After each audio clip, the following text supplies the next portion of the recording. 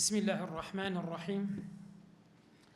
الحمد لله رب العالمين، والصلاة والسلام على خير خلقه محمد الأمين وعلى آله وصحبه أجمعين. أما بعد، اللهم أرنا الحق حقا وارزقنا اتباعه، وأرنا الباطل باطلا وارزقنا اجتنابه.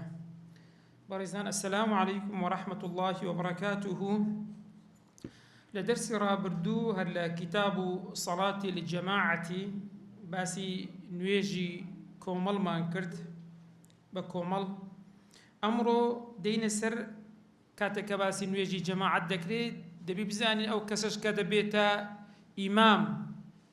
پێش نوێژ خوێنی ئەو کۆمەڵەی ئەو کەسانەی کەوا بە جەماعەت نوێژەکەیان دەکەن کەوا دەبێت سیفاتی چۆن بیتن. ئایا هەموو کەس دەکرێت تۆ لە دوایوی ئیقتیدای پێ بکەیت و بیکەیت بە پێشەوای خۆت بە پێش نوێژی خۆت، یان هەموو کەسێک ناکرێتن؟ فصل لجير ناونشاني فصلك دياري كردوا في صفات الأئمة، باس لا صفات كاني بيش ميش خوينان دكاتن أو كساني كوا بيش ميش دكان تفرمي أو ديار باس لشروط اقتداء لآداب دكاتن ومرزكانش. أحدها يقل مرزكاني تفرمي لا يتقدم شيء وبيجناكوي المأموم على شيء على إمامه، لا يتقدم على إمامه، يعني مأموم نويشكر ببيش إمامي ناكبتن لشين در في الموقف، لا شويني وستان، لا شويني وستان. درستا؟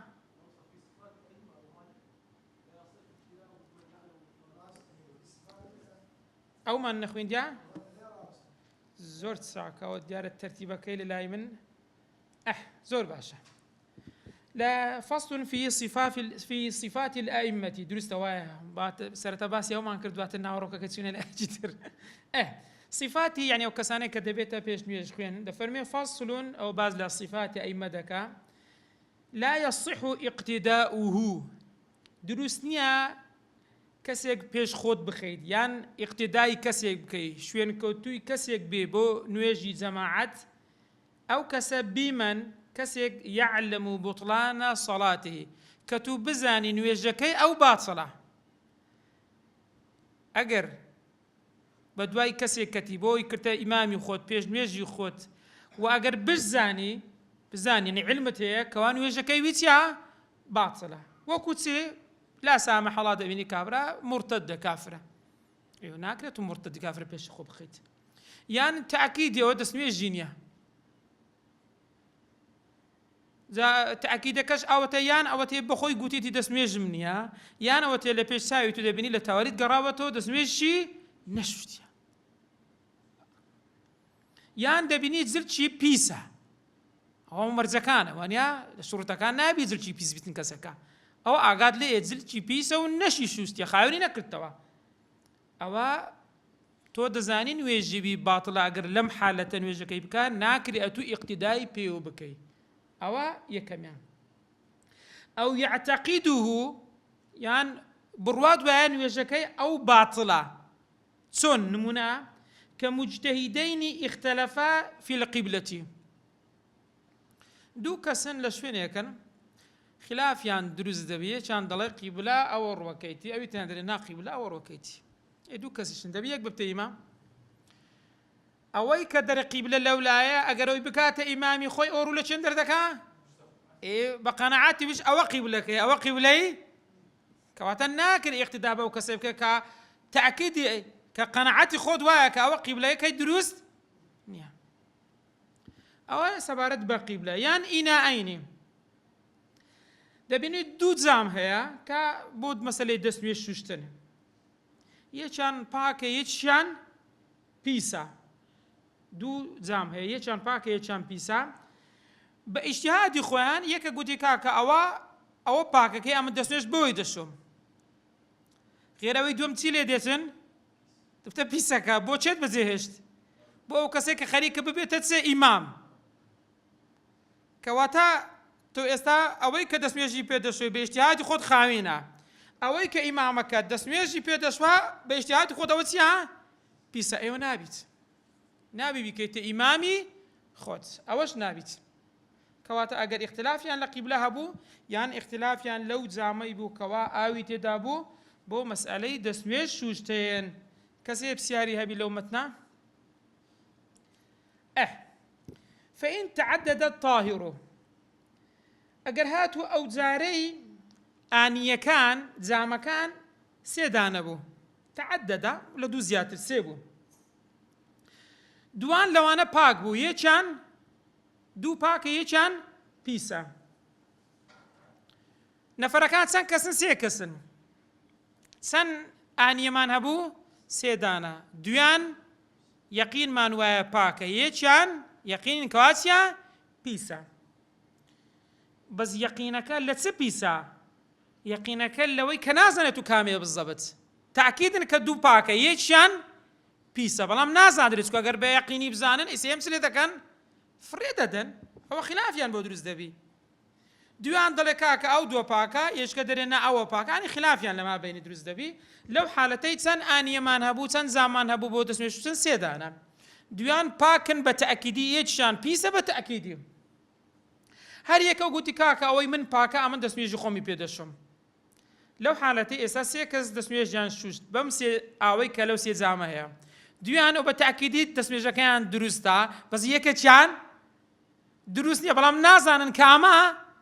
کامە ئاوە نازانن. فإن تعدد الطاهر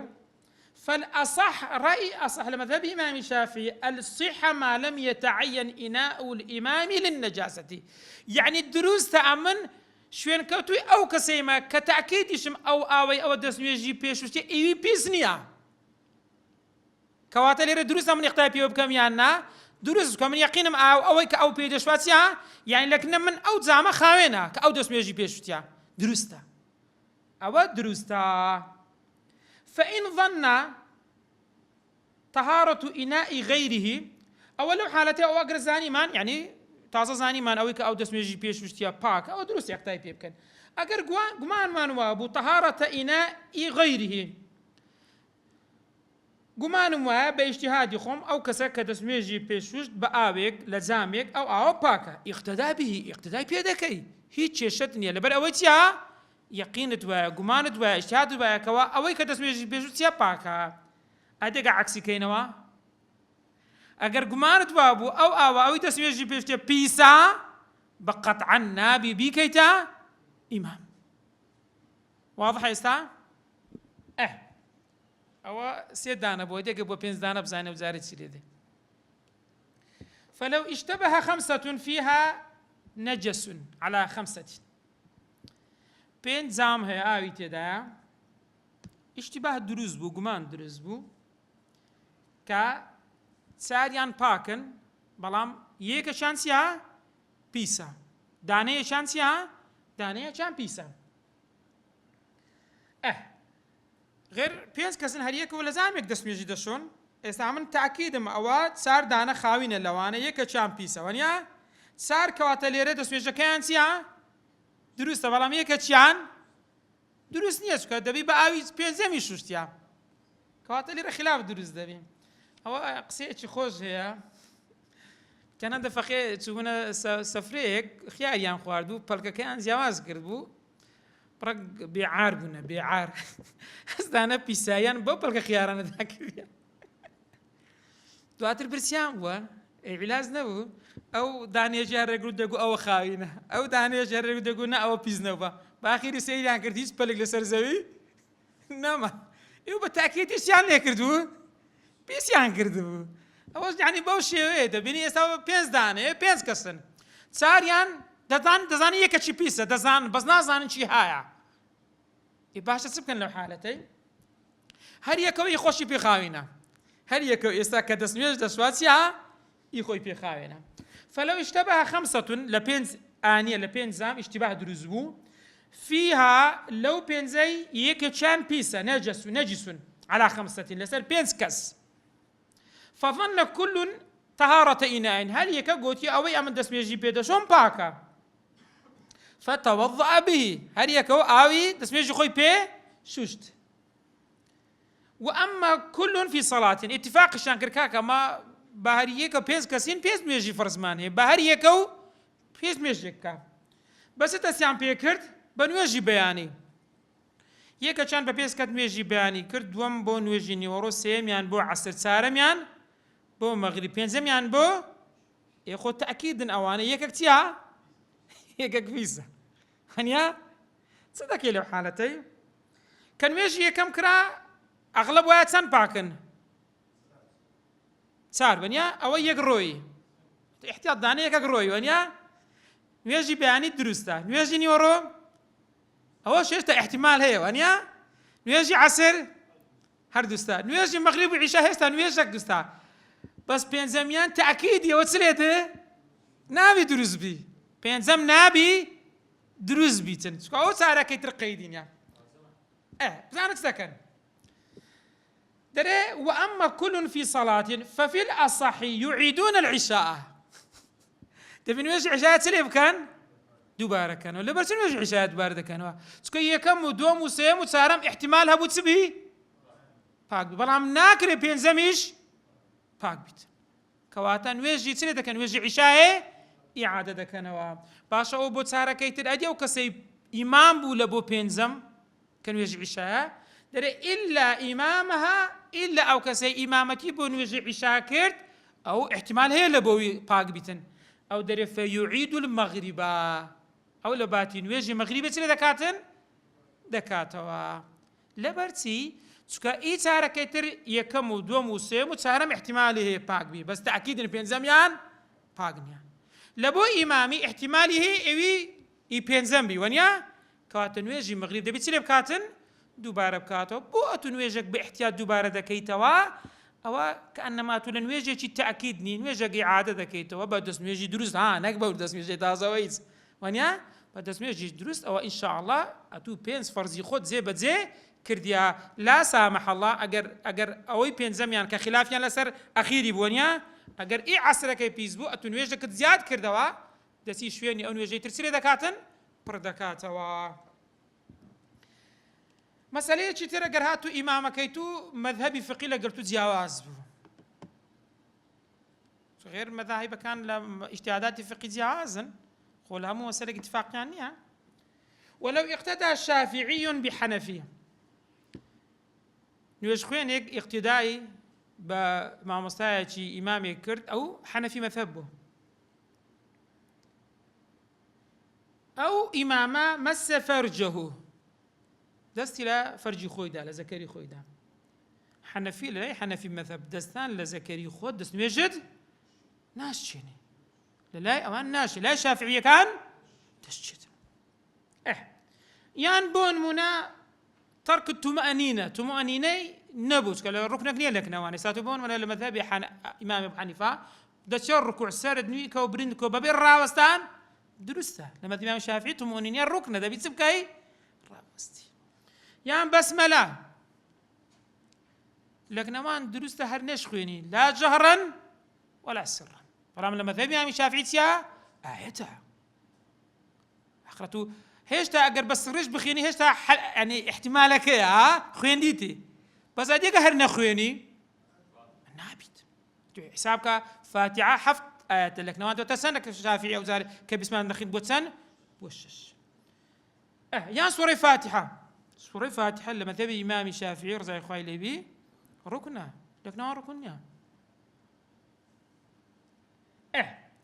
كواتا شافعيك اقتداء بما مستوى كرد أو ما مستوى رزحنا في مذهبه أو دستي خوي لفرجي خوي دابو كان يجي لك نبي درسته أو عندنا يان أو زاري بيش نويجك حنا في مذهبه خويني لخوي بردابو خوين بردان لمذهب إمامي شافعي تسنويش ناس تشيني لمذهب أبو حنيفة دستشت باش يستطيعوا اقتداء بيكرد لحالتي هي كم أو اقتداءات درسنيا لبرأوي تأكيدي لسر مذهبي تو درسني اقتداء بكسيك بكي كأو فعل يدك أو فعل دبته هو إشكاني تي دسمش أولا مسي فرجك أدلة فصدك أو افتصد خوين بردانكي سبارد لأي دوامي أو قاو دسميش إنه شوشتوا كاتل مذهبي ويتلي ديتن دشتي بلام لبو توتيا دروس تسكو لك نتو ناشچێت لە لای تو ناشچێ بۆیە دەفەرمێ وەلەو ئیقتەدا شافعی بحەنەفی مەسە فەرجەه ئەو ئیفتصەد خوێنی لە خۆبەردا فالأصح الصحة أصح والصحة لە چی هەم نوێژەکەی دروستە في الفەزد يعني لەوەی کەوە خوێنی لە خۆبەردا بەڵام دون المەس لەوەی ناکە دەستی لە زەکەری خۆیدایە لەبەرچی دەرێ اعتبارا بنية المقتدي اعتبار بنية أو كسيكا مأمومة توليرا لبو تو أو تسميجة دروس يان دروس نيا لما ذهب الشافعي دروس نيا كسيك دات ذكري خوي بداو بيبيش نوجت لبو بكاتين بريزان أول الرأي أصح رأي مقابل أصح شمان هي هل نعم ذهب إمام الشافعي تقريبا أو خلافه هي سكتوا بون منا خلقانك يساتوا بون من دسيا موصل دسيا كركوك برو خوارو برو هموش سنة حنفي مذهبا برو تركيا همي حنفي مذهبا بس قال كردكان كردي شافعي مذهبا برو باكستان وهندستان حار همي حنفي مذهبا برو مشرق برو مقر ماليزيا اللي دركا انا همويتيا همي حنفي مذهبا اي باشا لله او دس زكريدان دس ميش ناشچه آيات دبي بلا الامام صبي زحمته دس ميش خوششتوي انا شفتها مانيا لس الرأي أصح قوتمان أواد دروسنيا رأي مقابلك أو من قرام قلت ما بزنام لما ثيب إمام الشافعي الرأي خير الرأي بيبدأ لمقابل أصح إمامي كمال الدين محمد بن موسى بن عيسى الدميري أبو البقاء الشافعي كصالح الصوت هجد وفاتي كرديان لكتابي النجم الوهاج في شرح المنهاج لمجلد دول صفحي سيسط سلو حفت دا فرمي والثاني رأي دوم عكسه اعتبارا بنية الإمام لاعتبار نية إمامه ما دام إمام بي درستا كواتبو مقتدي أو دواويسيا درستا لأن صلاته في هذه الحالة صحيحة في نفسه لبوين ويشك درستا يعني درستا إيه كواتا لبو برام بركش أقر بغلط جدابني أو غلطة محلي اختلافه اتفاق نية كواتا بويش درستا تاوكو قفال كيكك الفقهاء برزكاني مذهب إمام الشافعي ضلي درستا بحنا في مذهب بيتن بعد دسي لفرجي خوشي دابي بيش ميجي كربيتن دس ميجي نشتوا ضلي درستا الشافعية لدواي أو سبكاتن دس ميج بشوا توا نشو يعني ميج بكاتن تاوكو نمونج بودني بدفرمي الصحابية شي بوريس قد نما تروجي كخلاف شان هم ولا سر عندك مسألة فقهي والله يكك بريت تو دس ميجي تو دروسني من ويجلو تناكم شتواما دري نبيستيا بون منباسي مسألة دكا معاوية كرع في سفيان رضاي خواي ليبي كهات مدينة بيش ميجيك لبيش ميجيك بسم الله نخويند دعاء باسي أنكر وتنكا كتلو بسم الله نخويند بسم الله ديال الله يوان برا يوان آياتك ودبي يخويند ريتن دري نويجي دوامي كرت أو زاري خويندي بلام دري كز نقلي نكرد دري ولا نويجي كميان إعادة كرتوا كواتا والله أعلم إن شاء الله لسر أو رأي برزيك إمامي الدميري درست أجر إمامك الشافعي برن حنفي مذهبي مالكي مذهبي حنبلي مذهبي هاد مذهبي شي تربيتن تاو كل هذه المسألة أجر خلافي شمال لقربان الشبيه أو لسر رأيتي كمقابل الصحة درستا والله أعلم ولا تصح قدوة بمقتدين أتبون من هذه الجوري تمشى كسك إمام يكك مقتدية يعني ولا نام نيجي أتدبي اختابة شيء بكي بإمام نابي بمقتدي بكي صحيح نيا لبرسيسك أو بخوي تابعة أو تحملي نقص كاني تو ناكات إمامي يذكاتن بويد فرمي ولا تصح قدوة بمقتدين مقتدي يعني كسي الدوام كتابعي إماما لبروي مستقل نية تحملي أو سهو أو شتاني كليد رددا ناكاتن وهروها ولا بمن هروها قدوة يعني اقتداء كردن بكسيك بمن بكسيك دروسنيا تلزمه إعادة يعني كسيك لازم لسرين ويجي خوي دوباره بكاتوا وكوچه كمقيم تيمما كسيك مقيمة لشاري خويتي توشي زنابد وآونيا چی کردی آوا؟ تیمومی کردیم. درسته نویج دقیقه که درسته. بلام او کسی دبیت سبکه باس ما که اون دبی نویج خوی دوباره بکاتوا. کاتوا نایب بته امامی تو. لبروی نویج که خوی چلی دکاوا دوباره کاتوا. ناش کره اقتداء بکسی بکی که کسی که اعاده سبکاتن اعاده تسبیح بکا وکو مقیمک تیمومی کرد بیتین.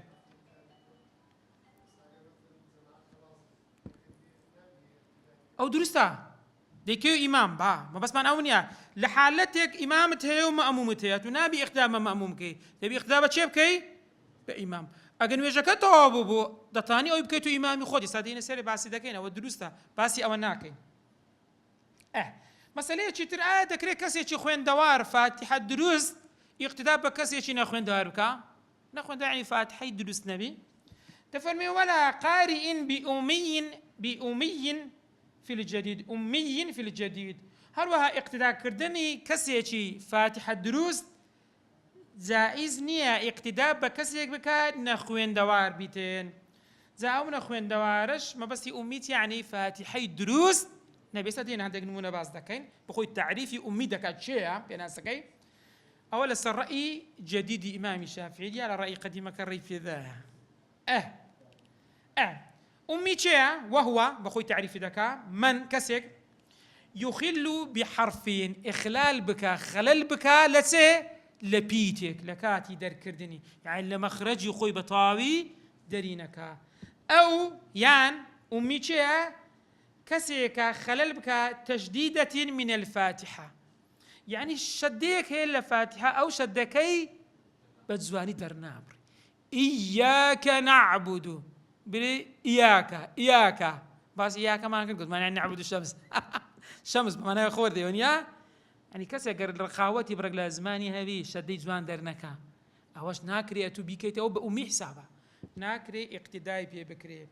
ومنه هربها شيء تكش بأمي حساب دبيبي با نخوين دوار نخوين يعني فاتحة نادرست أردت دري الرجل الذي في لسانه رتة يعني سيا ده فرمي وهي العقدة والحبسة عندك هي زمان دقري زمان قرتن زماني سيا زماني دقري زمان قر زماني دقريتن بخوش دري وكتسي تفرمي يدغم في غير موضعه شوينك إدغامي تدانية بلام أو صدقا إدغام دكات وكوت يعني بون منا كقارئ المستقيم بتاء مستقيم زاروا السيني دقتا كيتك متقيم وتشيلي هات لفعلي اتقى ما يا دنيا باتي مستقيم بريتسه متقيم يان سينكي مشددك مستقيم أول دي شان شددك شويني شدني ونيا تجديد يبكى أول لشوينك إدغاميا شويني شيء إدغام أو تسير دكات دسكاري دكاتن بون منك تجديد يعني أو أما الإدغام أديك إدغام يدرس كاله شوينك كتجديد اللام أو الكاف في مالك بس أما مالك لامك كسره برين مالك لامك كمان سره كرد شد ونيا شوينا كيتنيا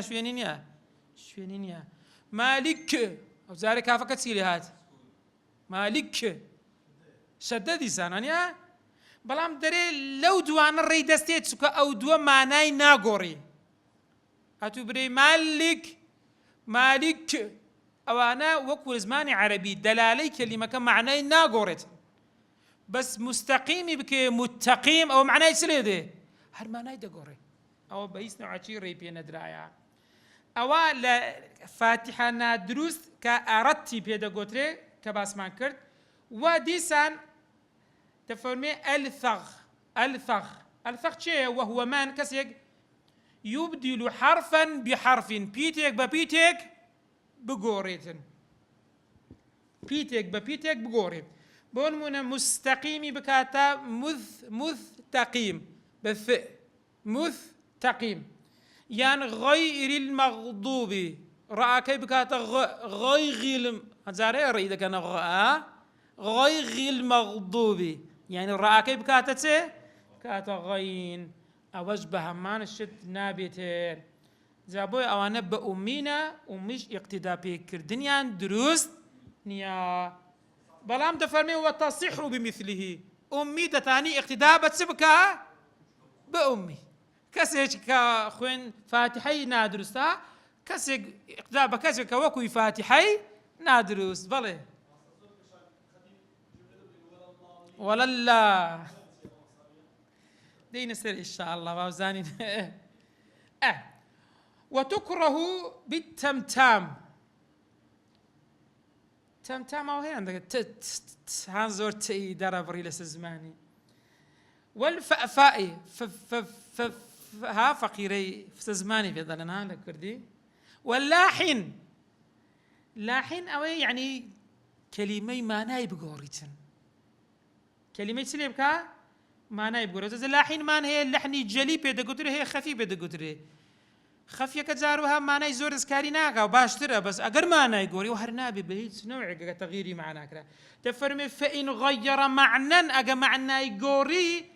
كأن بخوي أنعمت ونيا تاكت أي فاعلة الله جل جلاله بريك كأنعمت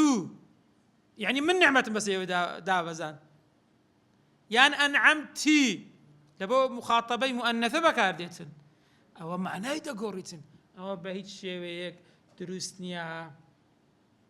أو أجر هاتو أنعمتو بالضم بخينوا أنعمتي بس بخينوا بكسر كهردوج معناه دقور دريتن أو دفرمي أبطل الصلاة تكاتيك نويجي وتكوى تكراب ونيا كان جنو يجي بطال دبي أبطل الصلاة من أمكنه التعلم مازالها أبو فير ببي أنا خوي فير نكرت خوي فير نكرت أو باطلة اقتدابه وكسبكين فإن عجز لسانه أديقر زماني قرز بنيتاني فير بي أو لم يمضي زمن إمكان تعلمه يعني هندي بينسو كف قوي فير بكاتن يسابون منا فارس مشكلة يعني هي الزماني ونيا دائما هندي حرف يعني برجل زماني يعني سيا قرصة دربرين يعني دربرين سر زماني وين قرصة تركي وانا غيري وانا شوانا كردي خوش معنا مش عزمينها أما جا عذر شمولي وان كشمولي مشكا أما جا شيء شمان هي يعني زارو هاد لهندك بيتي يبلبوما قرصة دربرين يعني دفرمي أجر هاتو نويجا كي بطالة أجر تواني فير ببي أجر نيتواني فير ببي يعني مجال نبو فير ببيتن أو أجد دارمن أو فرق دكا زياوز دكاتن بله بسياركت باشترا دورترن بعد جوانا خسك جوانا ثاني زكتر بيبو آسان تدبي ليردين سير دكين فإن كان في الفاتحة يعني بون منا أو كسي أجر هاتو فير نبو يعني يسخوي فير بكا دين سيري دكين فإن كان في الفاتحة فكأمي أجر هاتو لفاتحة بو خينكي فير نبو بو خوي فير نكرد بو فاتحة كي دروز نبو أو كتسوا وكو أمي وايا أمي يعني سيا نيجي خوي بو خوي دروستا بلام ناكري اقتداي بيبكيت وإلا أدق لفاتحة نبو يعني فاتحة دروز بو كسكا فاتحة تيا دروز بو تفرمي فتصح صلاته والقدوة به نيج دكري اقتداي بيبكيتو نيج كي دروستو دكري اقتداشي بيبكين لو أنا بريزام بسيار بكان آخر أوت سون أما لنا نيج قراءة سمان هيك وركنا فاتحة ونيا هو أصله غيري وي نابت أصل بويا لفاتحة كي أجد دروس بي حتى وكو أجد سوري باش فاتحة شي تشيه بي سهل بو ذكرها بس لفاتحة نخير ذكري بياو اقتداء بجن بكا يان نيرموك يان نابتن ولا تصح قدوة رجل ولا خنثى دروسنيا اقتداء بياوك يان نيرموك بأفرتك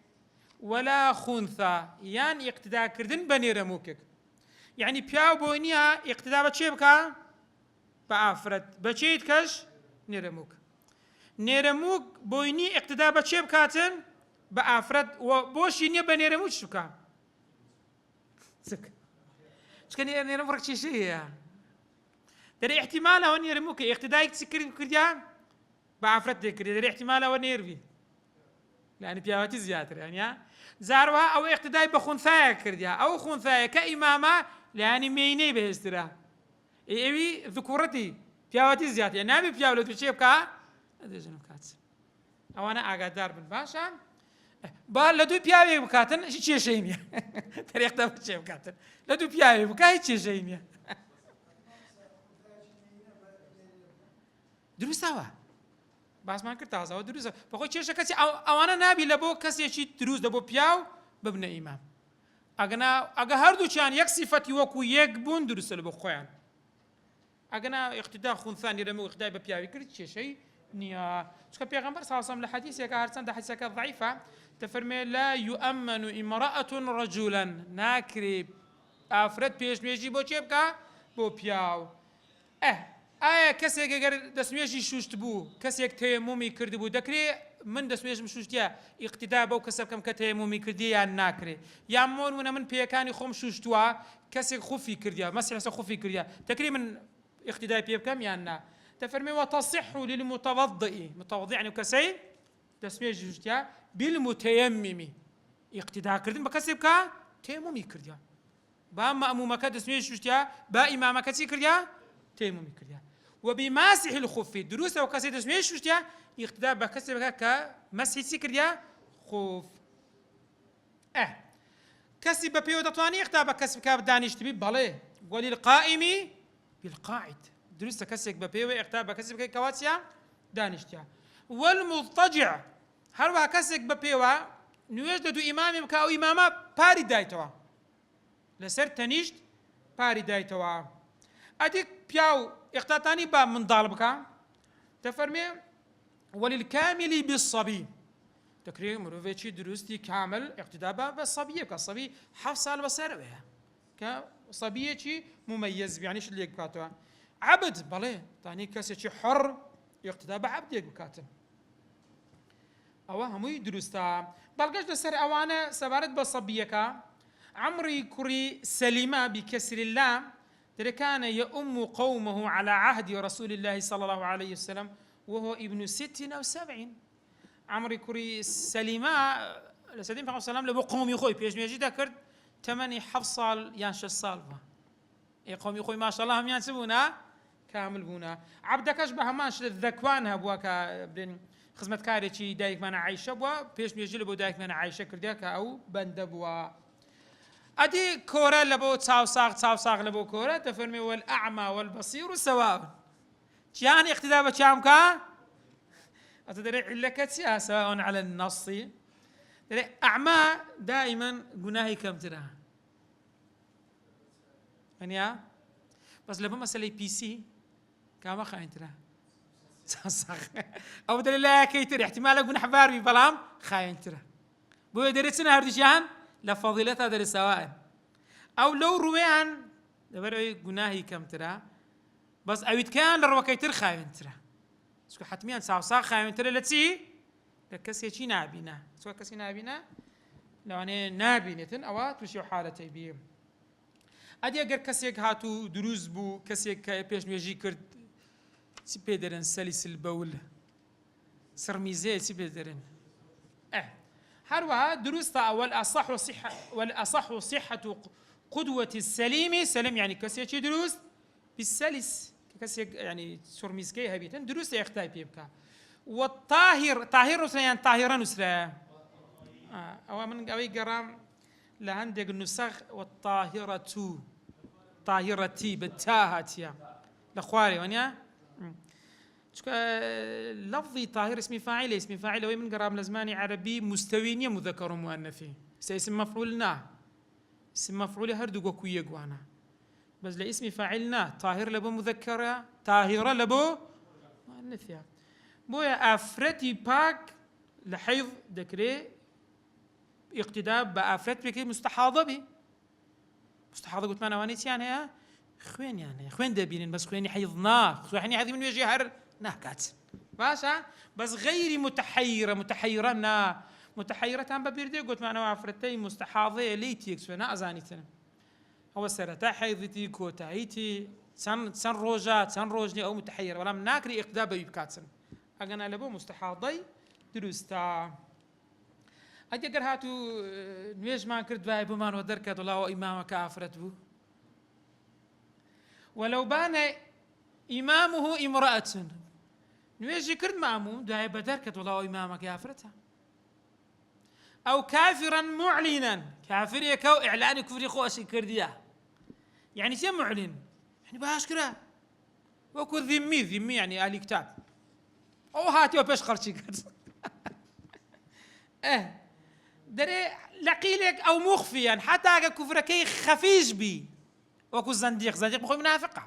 وانیا ئیظهاری ئیسلام دەکا و کەسی لە ناخەوە ئیمانی نییە دەفەرمێ ئەو کەسەتیا وەجەبەت الئیعادە ئەگەر بۆت بە دەرکەت ئیمامەکەت ئافرەتە یان ئیمامەکە کافرێکی معلینە یان لەسەر قیلیش مخفیە ئەوە وەجەبەت الئیعادە دەبی ئیعادە بکاتەوە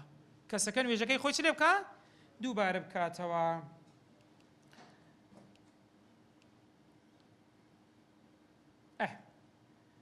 بەڵام ئەگەر اقتیداد بە کەسێک کرد جەنابەتی لەسەر بوو نەیزانی بوو دواتر نوێژ تەواو بوو گوتی وڵای جەماعەت بمبورنە من جەنابەتم لەسەر بوو لە بیریشم کردی خۆم بشۆم حکمی ئەو کەسانە چییە دەفەرمێ لا جونوبن نوێژ دووبارە ناکەی ئەگەر ئیمامەکەت دوای نوێژی گوتی وەڵام من جەنابەتم لەسەر بوو تازم بەبیر دێتەوە یعنی مەئمومەکان نوێژ دووبارە ناکەنەوە باشەوە لەسەر جەنابەت یەکە دەستنوێژی نەبوو ئیمام نوێژ تەواو بوو گوتی وڵا بمبورن خۆ من دەستنوێژم نەبوو لە بیریشم کرد بشۆمەوە جەنابەت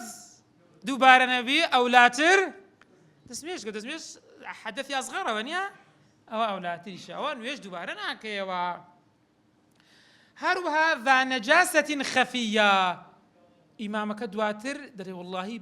پشکێک میزم پێکەوت بەڵام هەنگ کچکە بوو نەمزانین لە چەندەرە ئەو پێ دەگوترێ خەفیوە نییە ئەوەش بە هەماشت نوێژەکە چییە ئیعادە ناکەیتەوە بەس خەفی ها نەک ظاهر ئەگە ئاشکرا و دیار بی ئەوە دەبێت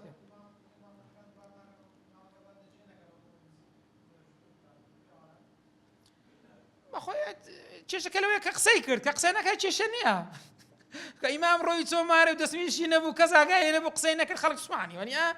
ئەگە قسەی کردەوە کێشەیە قلت الأصح المنصوص إمامنا يدفرمي أصح وأويك بنصها إلى إمام الشافعي وقول جمهور شاء إن المخفي الكفر هنا كمعلنه أو كسيك كفرك خفية وكتسوا وكو إعلانها يعني سيدبي إعادة بكاته والله أعلم بلام سبحانه والليرة إمامي نووي لا منهاج واضح إلا روضي سيرم كرد روضة الطالبين تفرمي ولو ظنه مسلما فبان كافرا يتظاهر بكفره كاليهودي وجب القضاء واي زاني إمامكي مسلمان دواي بدر كوت كافره كسيشي يهودية ودبي قضاء بكاتها وإن كان يخفيه أدي هاتو يهودية كخوي الشارب وخلق نيزاني ويهودية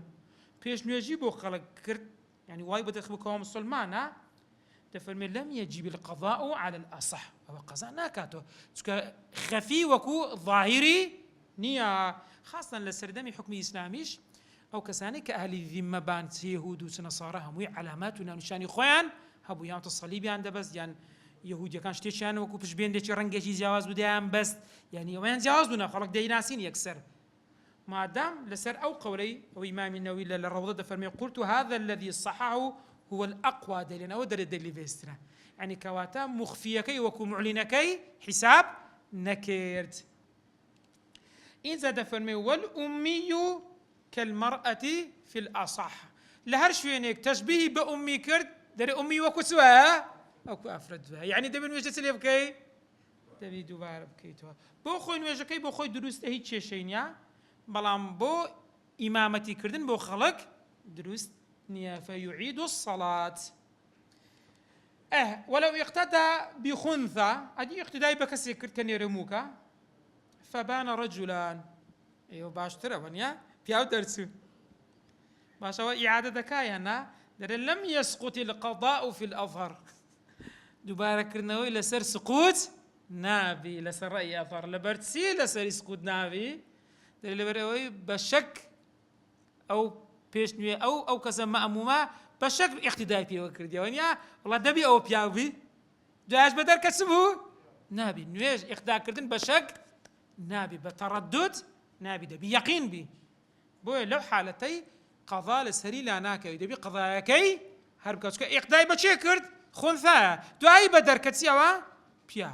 او دبي بكاتو اغا داربن باشا جاروها امام من هي عدل امام من هي فاسقه فاسق يعني جناح باره جهان أولاتنا تفرمي والعدل أولى بالإمامة من الفاسق. دائما إنسان عادل يعني الأخوة ترس يعني سنور نبزين، فاسق أو كسيك الأخوة ناترس سنوري تبزني. الشيطان خوي قرد سون الشيطان نكرت ففسق عن أمري يعني فخرج يعني فرماني خوي قرد درس بويا عدل كسيك قرد عدل بي يعني سنورة كان إسلام نبزني أو أولاد رب إمامات لفاسق حتى وكدرين أجرهات فاسقك وإن اختص الفاسق بصفات مرجحة ككونه أفقه، حتى أجر فاسقك فقيه تربو لشيء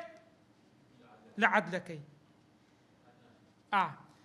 لو حالتي هر نابيتن هر عدلكي مستكين عدلكي بيش دخين يعني كسك سنور نبزين أو باش لو كسك سنوري با زانازي بس ما دام فاسقة نخير كسك ببيش دخينوا باتسيا با أوي كم تريج بيتن كسب سياري هبو بلى دين السر دين الساعة حالتنا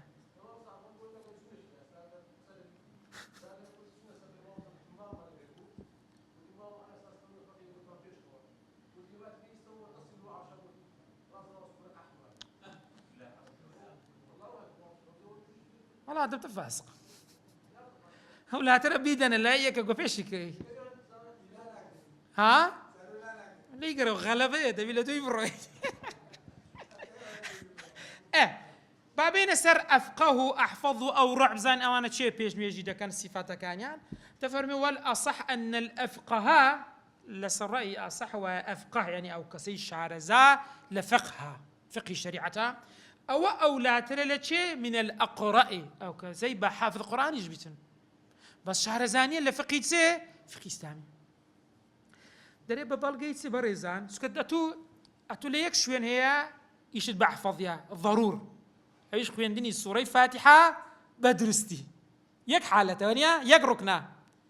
بس سن حالتي رودان هي لنا ونويش ركوعي لبيركا اعتداء لبير كرديا تشهد دانا نشتي كام يعني مسائل فقه زورة ونيا بس ليك حالة تبي شدوا بيها بس فاتحة كيسيا درزوي إيش أنا ولا تربيش كوي فقيه كذا بيش أو تدارشي وزعكي دكاتة زاني خلالك لجين درو إيش كي ساعة دكاتة بويت فرمي أفقه باشترا يعني أولاد ربا بيش كوي لا أقرأي لا برسيج كوا بيغمس صلى الله عليه وسلم لباش أو كان خوش بو شيء بيش خست أبو بكر الصديق رضي الله عنه بي بلام بفرمودي كبيغمس صلى الله عليه وسلم دفرمي لسردمي بيغمس صلى الله عليه وسلم لأنه لم يجمع القرآن في حياة النبي غير 4 يعني تلجاني وبو سار كسبوهم القرآن لبربو لأنصار كان وبي كوري كعب بو معاذ كوري جبل بو زيد كوري ثابت بو أبو زيد يعني أنا بون بيغمس أنا بيجي خزني أبو بكر الصديق بيجي خزني خايلي بي أو بيجي خزني كوا تيا أو أفقه ترى وهروها أفقه لأورعي أدي كسيك فقيها يعني الشارزاي مسائل فقهية كسيك زور ورع يعني سيا زور لخواترسا خوي تدخلي شبهات شناكا نك حرام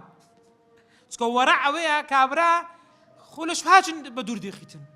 جهان باشترا بيشكوي ديسان أفقهك باشترا أو لا ترى لتسيل لأورعكي ببيش دخين اگر ببیر تام بی وازم حفتیت کبو برایچ برزی خوما بو پیش نیجی کرد لرکعتی سیم کمک خوی تأخیر کرد کمک ها تا برای گویی ما مثلا دبا سوزی سهو گویم سیر کنی سا اون تأخیر بونه کی بای سند بو تقریبا بای جلسه استراحه بو جلسه استراحه بو هی یعنی پیزنا کسی سهو بات پیزنا کاتنا ولا برسی چکم مدت کل جلسه استراحه درشتر نبو پس دکه گشتا بون من التشهدي هذا خوي تأخير كرد أو دبي هربستو لآخر سبكاتن سوسي أو ذا شهان بيش كوي أفقهك شارزة أحفظك ومسائل أنا نازاني أدي سبارد بكسي شيء بتمن يعني كسي شيء يعني النسيب يعني بون منا سيدة يعني بون منا ملازادة بكردواري درين كابرعش الصالحة ها شهان ببيش كويتن تفرمي ويقدم الأفقه والأقرأ أفقه أقرأ ببيش تكوي على الأسن يعني كسي شي بتمن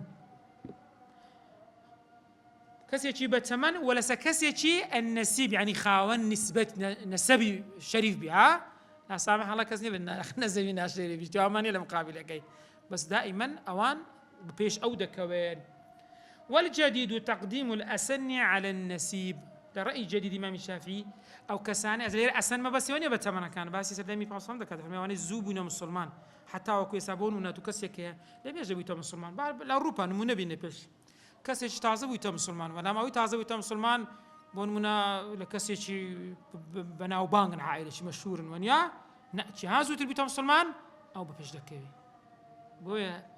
السنكة بيج نسيبكي دكويتن لا شكو بيغمبر صلى الله عليه وسلم ليؤمكم أكبركم دلين وشيء أكبر يعني أو يزوبيتم مسلمان زوبيتم مسلمان فإن استويا أديقاتوا لفقه لقراءة لورع لسن لنسب لهجرة حموش يقص مواصفاتنا تفرمي فبنظافة الثوب والبدن كمان زلي خاوين ترى كمان خوي بدني خاوين ترى خوي بخاوين رادقري أو بابشكت وهروها أو كسي حس وحسن صوتي كسكتنجي خوشة يعني ولا باس صفاتك كانت ترها أو زدين سرسي كسي كوادنجي خوش إنزا وطيب الصنعة يعني صنعتي يعني إشي باكا عندك إشي يبروك بيسو أوانها يعني ما بس لوني إشي حرام ما بس ويهرناقنا ويلابنا سكوت زنا فاسقي نا يعني إيش كيت سيا عندي إيش أنا تبعت اسمي إنسان زيادة سليدة بيز دبيتن نا كاما خامين ترى با أو ببيشكوي ونحويها نموني أواناش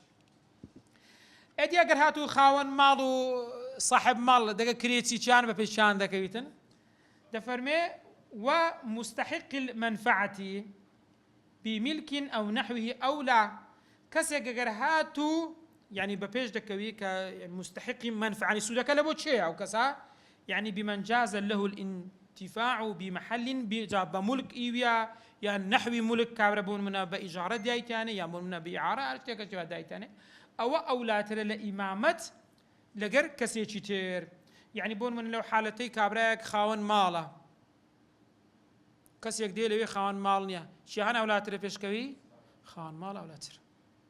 خاون مال أو لا ترى فإن لم يكن أهلا أديك خاون مالك أهل نبو عفرت يقبو ونيا يا نبي والله صاحب مال عفرت هذا بيبيش كوي أخرى أصلا الشرع ريب الناس جوكس دري فله التقديم بو هي كسي شي ببيش ختن أو بريكاكا فلانة كذا تورا ببيش كوا بلام ليرش أقدر بن عبد ببيش سيد ببيش عبدك يخوي دكويتن ويقدم على عبده دائما سيد ببيش شي دكوي عبدك أقر عبدك لنا ومالي شي بيتن عبدك ساكني مالي شي بيتن وهر سيدك ببيش دكويتن بلام سيد ببيش مكاتب ناكوي مكاتب يعني عبدي كذا سي كتابة دق سيدك يخوي دك هذا لك كأزاد مكان أو ده بارد دمه أو يدري بحش برو اللي بخود إيش كام هر كاتك باري منت همو هنا أتو أزاد وهو مكاتبي في دقترتين أجر أو سبيني أو عبد خانية شي بخوكري لمالي خويبو أو سيدة سومالي وان يخو هيش هر عبدية وان يخو تاو حرنية وان يا جان بفش دكري دير مكاتبك بفش دكري لبرتي سكيس تاو خانية بو إيشي بتأي مكاتبك أجر تسي لأصل دا أو كسي هيش عبداتي تشمايا هيش حريتي ور نقرتي أدي كريتسي دقر خاون مال شهان بفش شهانكي دفرمي والأصح تقديم المكتري على المكري مكتري يعني كريتسي مكري يعني أو كسيك خانيكي بكري داوا كاما بفش دكوي كريتسيكا بفش دكوي لا بس كريتسيكا باري دا استا منفعتي وخاني حاليا لبوشيها وكلنا جيان كريتسيكا أو بفش دكويتين هروها والمعير على المستعير أو زاري أتو خانيك الدايته كسيك بلام بكرين الدايته كاكا أو خاني من برو لناوبة سودي لبنا بإعارة الدم خو إعارة وإجارة فرقان سيا إعارة بباري إجارة باري خانيك دايته كسيشي برادر كسي كاكا برو خاني تسولة برو لخلد ناوب بجي هردا ما يبريم تسولي شكا تسوليكا سوي سردانت كرتشان بفيش دكبي تصاحب مالي ونيا بس أوتيا ومعيرة ونيا ديرتشان نأتو معيرك خان مالك أو مستعيرك كوري قلت الطالبك يا دير معيرك بيش دكويتن یعنی خاوەن ماڵەکە. ئێستا گەر جیاوازی بکەین باشە لۆ لێرە خاوەن ماڵ و پێشکەوت دۆ لەوێ کرێتی و پێشکەوت کرێتی لەوێ پارەی لێرە مستعیر پارەی ناداتن خاوەنەکە دەبتەوە ئەسڵ بە پێش دەکەوی. جا لە کتوبی فقی دەڵێن ئەمە ئیمامی ڕاتبمان هەیە. ئیمامی ڕاتب یعنی چییە؟ یعنی کەسێک دیاری کراوە حکومەت ئەوقاف دیاری کردە دەفەرمون ئیمامی ڕاتب لە بەو مزگەوت ئەوە ئەولاترە لە غەیری خۆی ئەوە ئەولاترە ئەو دیاری کردی ئەو دەبی بە پێش بکەویتن حتا درێگە لەوێ نەبوو مستحەبە بانجی کەن وەرە پێشنێژیمان بۆ بکەم. ئەگەر هەر نەبوو دەکرێت ئەو کەسێکی دیار بکاتن. ئەمڕۆ تەقریبان هەندێک کێشەمان لە هەندێک مزگەوتان هەیە ماشاءالله دەبینی ئیمامەکە بەخۆی کەم تەرخەمە لەگەڵ ڕێزم بۆ مامۆستا بەڕێزەکان هەندێک ینی نسبەتی زۆر کەم نە بەخۆی پێشمێژەکەیەکان نە کەسیش دیارەکە ئەو جە لە پاش خۆی مەزموعەک دەبتە خلاف و ململانی ئەمن پێشەکەوم نەئەتووە پێشمەکەوە قڕائەت و تاوان نەئی من تاوە دەبتە هەرە مامۆستای بەڕێز پوختە جوان لیدا داخۆستە سەفرەیستە چێن دەرێ مامۆستای بەڕێز پێشمێژەکەی ناکەی یەکەچ لە جێتی خۆی دیارکەوە بێ و خلاف و مشکلی لە دوای خۆ دروست نەکەی. جا بۆیە کە لەوێ نەبوو با کەسێک دیار بکاتێن. آخر شت والی يعني محافظ يعني سەرۆک دەوڵەت دەفەرمێ والی لە مەحەلی ویلایەتەکەی ئەولاترە يعني محافظ لە شارەکەی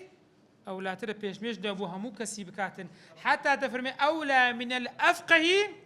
والمالكي حتا لە ئەفقە و لە خان مەرج مادام والیە ئەو دەبی پێشپێژی لە بۆ خەڵک بکە. وصلى الله على سيدنا محمد وعلى آله وصحبه وسلم.